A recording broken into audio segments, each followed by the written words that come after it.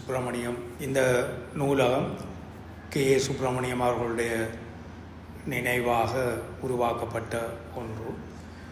பொதுவாகவே அவர் எந்த ஒரு விடயத்திலும் தெளிந்த அறிவுடன் ஒரு தெளிவான முடிவுடன் செயற்பட வேண்டும் என்பதில் அக்கறை உடையவராக இருந்தவர். அந்த வகையில் அவர் எப்போதுமே படித்து கொண்டிருப்பவராகவும் தான் செயற்படுகின்ற நேரம் தவிர்ந்த ஓய்வு நேரங்களில் படிப்பவராக இருந்தது மட்டுமன்றி ஏனைய எவரையும் கற்க தூண்டுகிறவராக இருந்தவர்.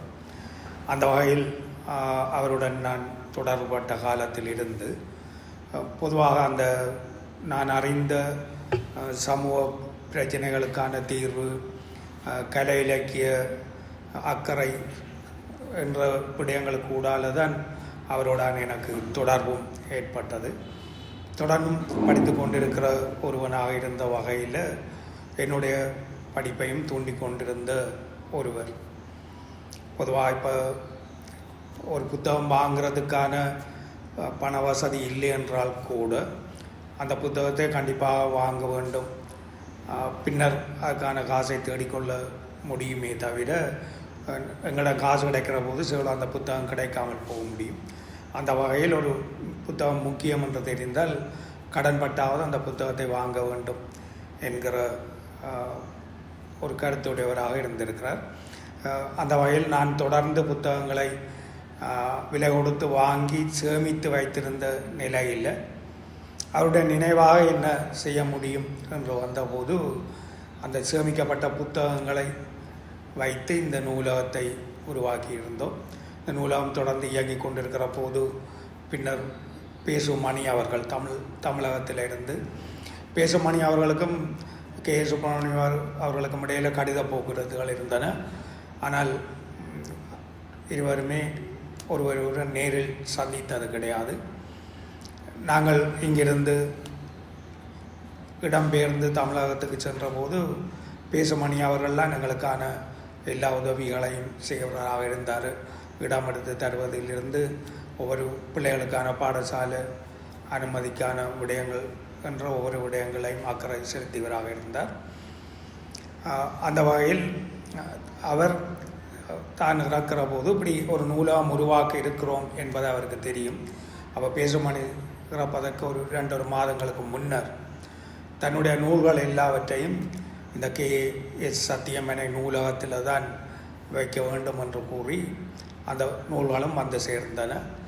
ஆக பின்னர் பல பேரும் தங்களுடைய நூல்களை தந்து இந்த நூலகம் இன்றைக்கு 10,000க்கு மேற்பட்ட புத்தகங்களோடு இயங்கிக் கொண்டிருக்கின்றது.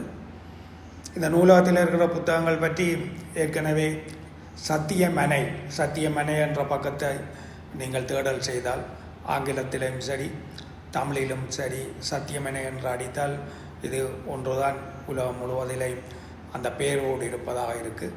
அந்த வகையில் சத்தியமனை என்று அடித்தால் உடனடியாக வரும். அதில் இந்த நூற்பட்டியல்களை பார்க்கலாம்.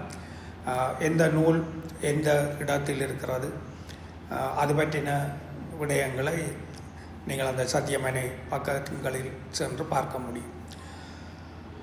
இந்த நூலகம் இயங்க தொடங்கிய ஆரம்ப காலங்களில் பல பேருக்கும் சந்தேகங்கள் இருந்தது. ஒரு நூலக பாவனை குறைந்து கொண்டிருக்கிற ஒரு காலத்தில் இந்த நூலகத்தை ஏன் ஆரம்பிக்கிறீர்கள் என்ற கேள்விகள் எல்லாம் கேட்கப்பட்டன.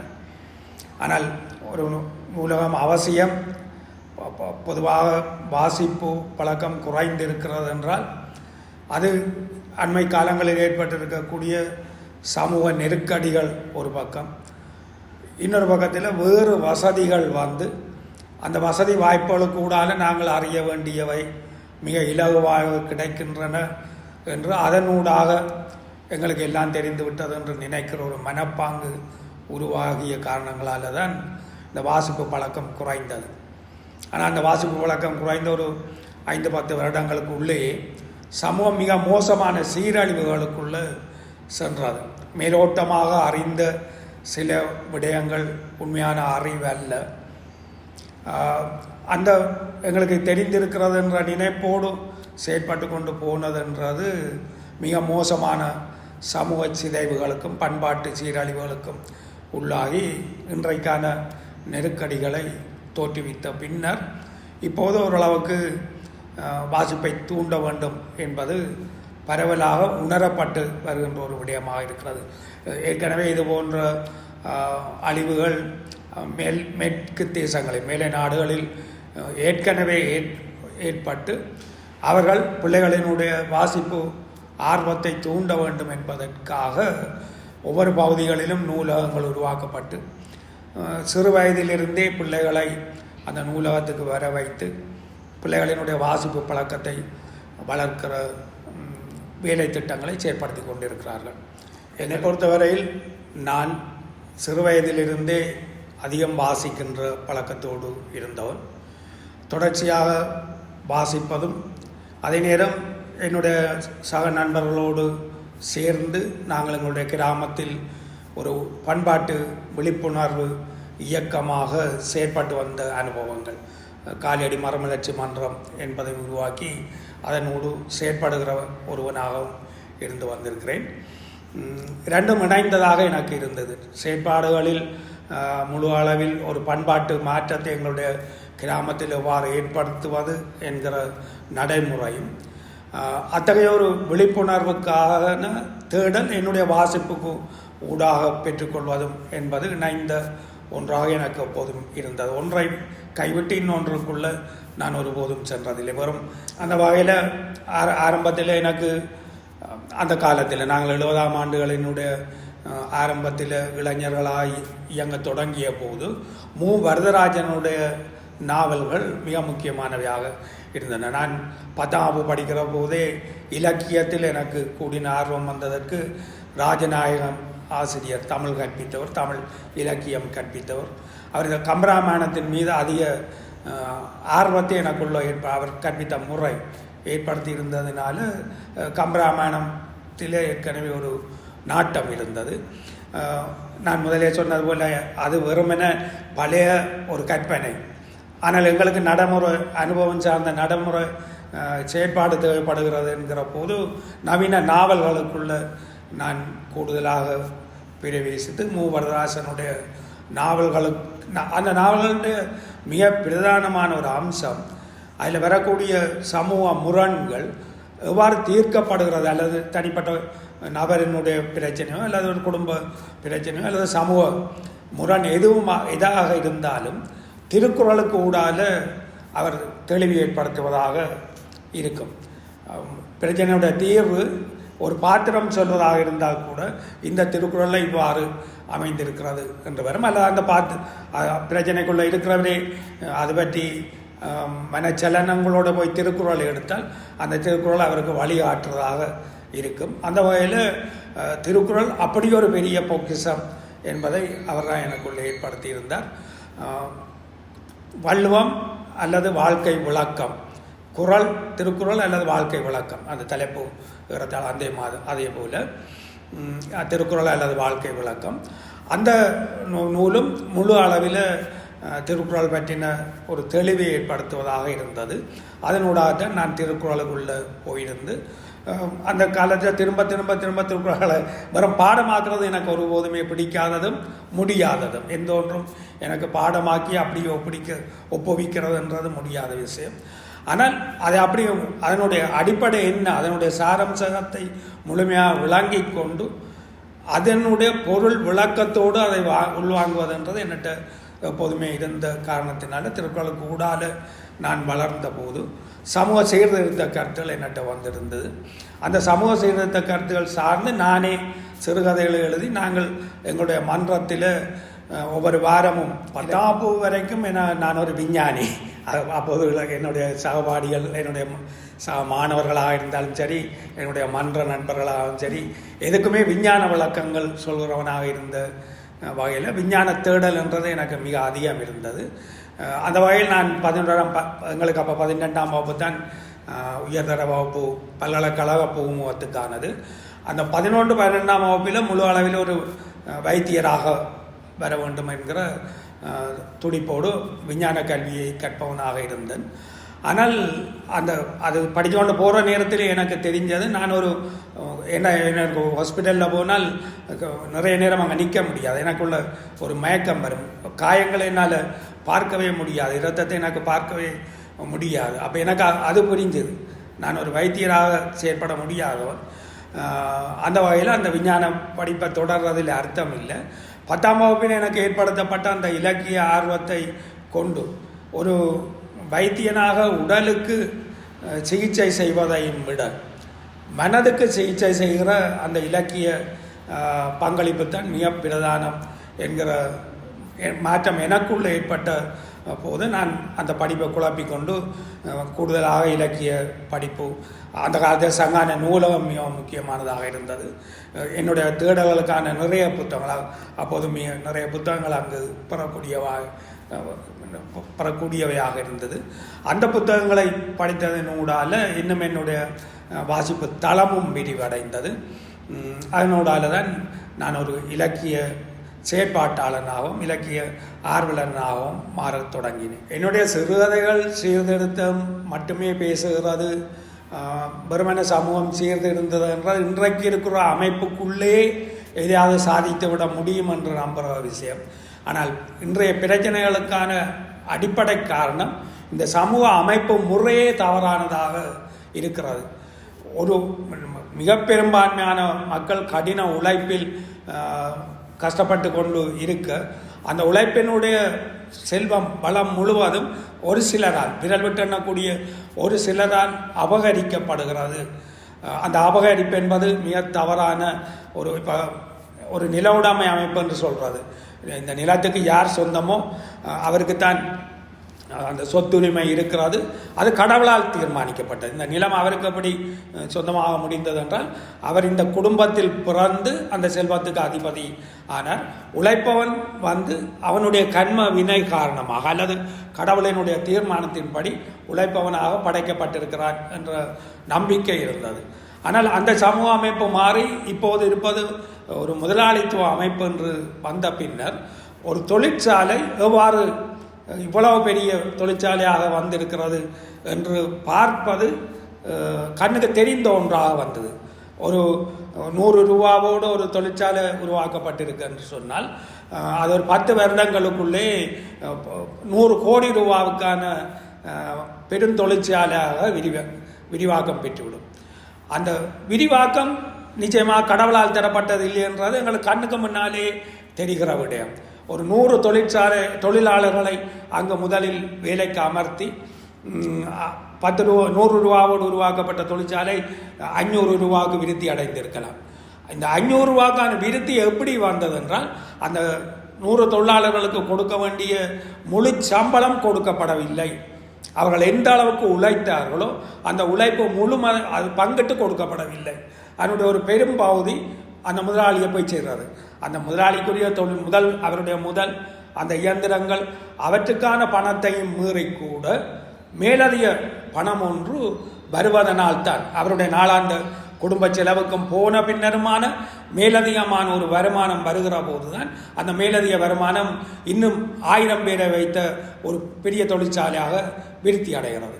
இன்னும் 1000 பேர் 2000 பேர் என்று விரிவாக்கம் பெற்று 100 கோடி ரூபாய்க்கு அந்த தொழிற்சாலை வந்தது எவ்வாறு என்றால், அந்த 1000 தொழிலாளர்களுடைய உழைப்பில் அதை உபரி மதிப்பு என்று சொல்வது அது தொழிலாளர்களால் உற்பத்தி செய்யப்பட்டது.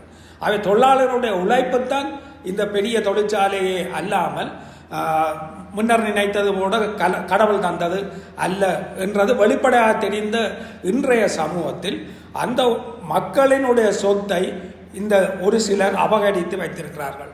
அப்போ அவர்களால் அபகரிக்கப்பட்ட அந்த சமூகத்தின் சொத்தை மீண்டும் சமூகத்துக்குரியதாக மாற்ற வேண்டும் என்பது ஒரு சமூக புரட்சியாக ஏற்பட வேண்டும். மார்க்ஸ், லெனின், மாவோ போன்றவர்களை படித்து வளர்கிற நிலையில தான் அந்த மார்க்சிய கருத்து என்பதை நான் உள்வாங்கி அதை எங்களுடைய சமூகத்துக்குரியதாக எவ்வாறு பிரயோகிப்பதாக, நான் ஆரம்பத்திலே சொன்னது போல, நான் எதை படிப்பதாக இருந்தாலும் அது நாளாந்தம் என்னுடைய செயற்பாட்டுக்கான பிரயோகத்துக்கு பயனளிக்க வேண்டும்.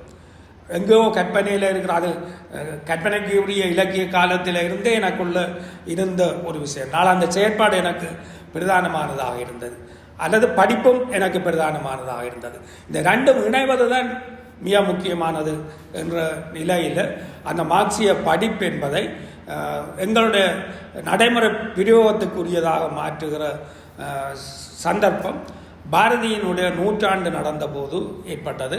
இந்த பாரதி நூற்றாண்டு வந்தபோது பேராசிரியர் கைலாசபதி அதுக்கான வழிகாட்டலை செய்திருந்தவர்.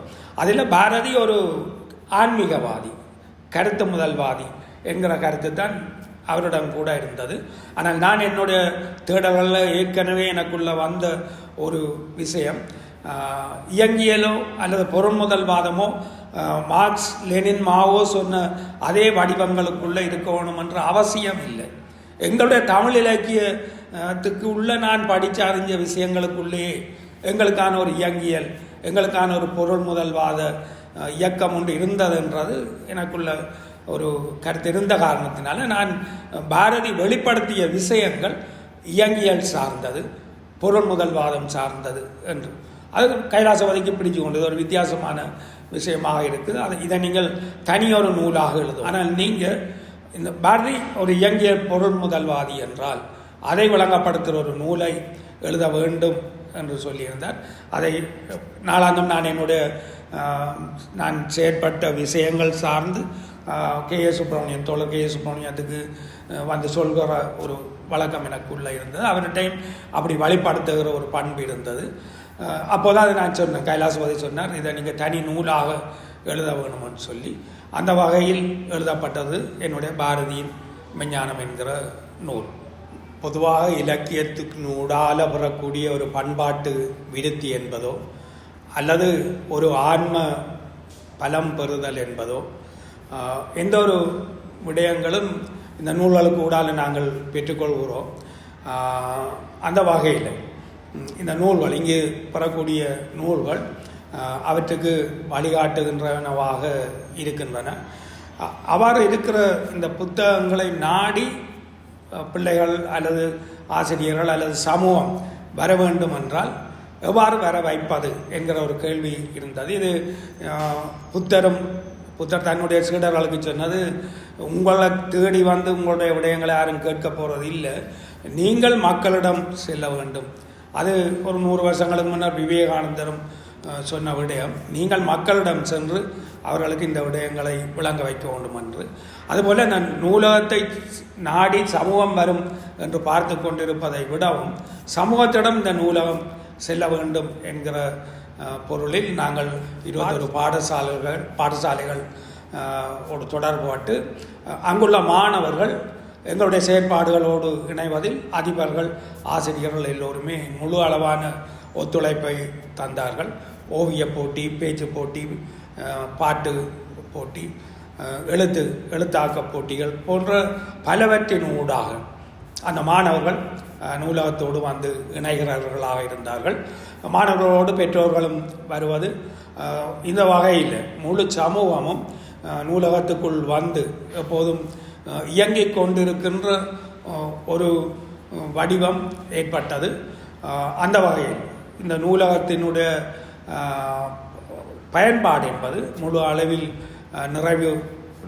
எங்களுக்கு மன நிறைவை ஏற்படுத்துவதாகவும் சமூகத்துக்கும் அது சமூகம் முழு அளவில் அதை மதித்து உள்வாங்குவதாகவும் அமைந்திருக்கின்றது. அந்த வகையில் பேராசிரியருடைய K.A. சுப்பிரமணியம் அவர்களுடைய இணையர் இந்த நூலகத்தினுடைய அவசியம் பற்றி வலியுறுத்தி அவர் இதற்கு கூடின கரிசனை காட்டிய வகையிலும் அவருடைய பிள்ளைகளிலும் இதில் அவருடைய மகனும் மகளும் முழு அளவில் ஈடுபாடு காட்டிய வகையிலும் அவருடைய பேரப்பிள்ளைகளும் இதற்கான பங்களிப்பை செய்த நிலையில் இது ஆரோக்கியமான முறையில் இயங்கிக் கொண்டிருக்கிறது. குடும்பத்தவர்களும் சரி சமூகமும் சரி இணைந்து இந்த நூலகத்தை முழு அளவில் மாணவர்களுக்கு பயன்படத்தக்க பண்பாட்டு விருத்தி, ஆன்ம விருத்திகளை ஏற்படுத்தக்கூடிய கலை இலக்கிய விடயங்கள் அந்த சஞ்சிகையின் ஊடாக வெளிவந்து கொண்டிருக்கிறது. நாளாந்தம் இந்த நூலகம் செயற்படுகிற வகையில் நான் என்னுடைய காலை பொழுதிலிருந்து இரவு தூங்குகிற வரைக்கும் இந்த நூலகம் எனக்குமான நிறைய விருத்திகளை தந்து கொண்டு இருக்கின்ற ஒன்றாக இருக்கிறது. பொதுவாக அந்த வகையில் அனைவருக்குமான ஒரு பங்களிப்பை இந்த நூலகம் வழங்கும், தொடர்ந்தும் வழங்கும்.